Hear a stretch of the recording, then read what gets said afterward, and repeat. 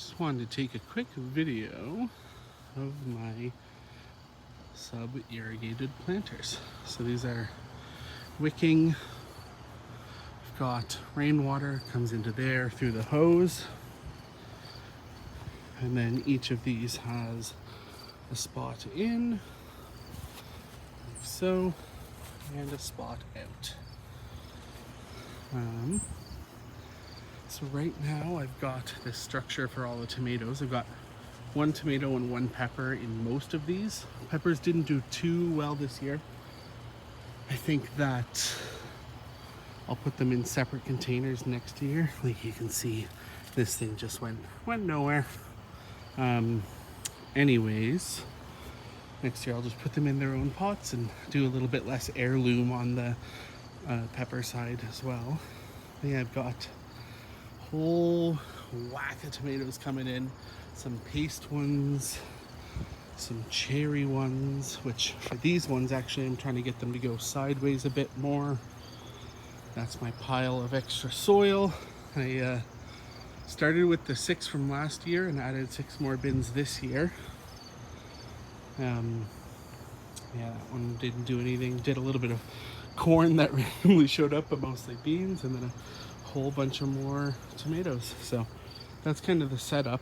I put them on pallets this year. At first I was thinking of having the drain move between them, but then turns out that doesn't work because it'll more likely fill up rather than push out in a reasonable amount of time.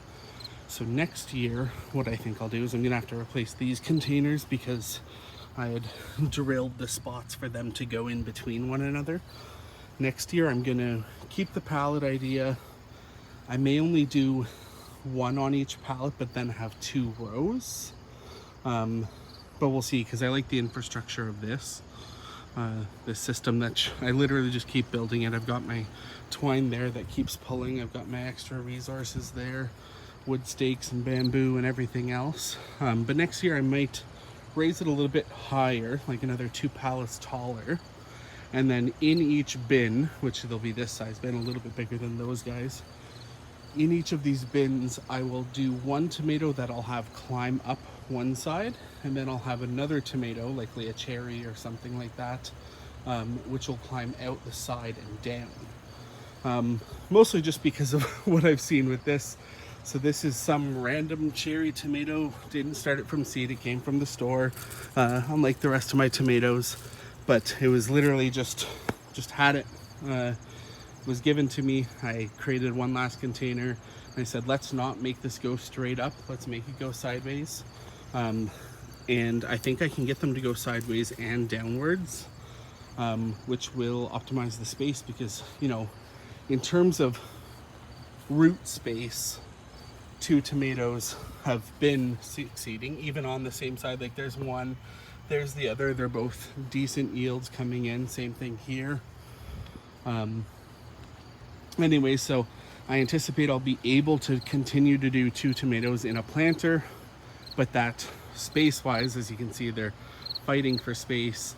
I'll just make it so one goes up like normal, the other one will go sideways.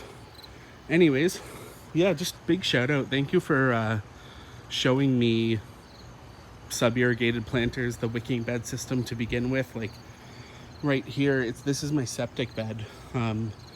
So this is the septic containers, and then the wicking bed goes down towards the street, and I can't really plant anything in it, and I don't want to. So that's when I kind of said, you know, fuck it, like I'll go on top of it instead. So over here it's just the yarrow and other wildflowers. Like I don't need to make it grass, even though it's just a wicking bed. You know, probably better to have something with a little bit of root system that's pretty gentle. But then I just said I'll build on top with these planters. You know, the soil stays completely clean, or the wicking mix, which has a bit of soil in it, completely clean. This year, having this going, like it's full to the brim right now. I watered yesterday and it rained a little bit this morning, so it completely filled back up on our house. And I haven't even exposed, let alone turned on my my hose for the year. It's just kind of sat there, haven't needed it for anything whatsoever. So kind of loving this. But yeah, thank you so much, and for watching this if you do get the chance to, and curious on your thoughts on like the engineering of the physical space. You know, that's, I know the technology works in terms of having the reservoirs in the bottom. Now it's how do I make the best use of the space, make it easy for me. Like next year I'm gonna make it so that the rainwater can more easily flow in some way. I'm not a hydrologist or engineer, but yeah, curious, because I know you mostly focus on peppers, but what do you think of the whole tomato situation I've got here, which will get turned into pasta sauce in about a week's time? Thanks, bye.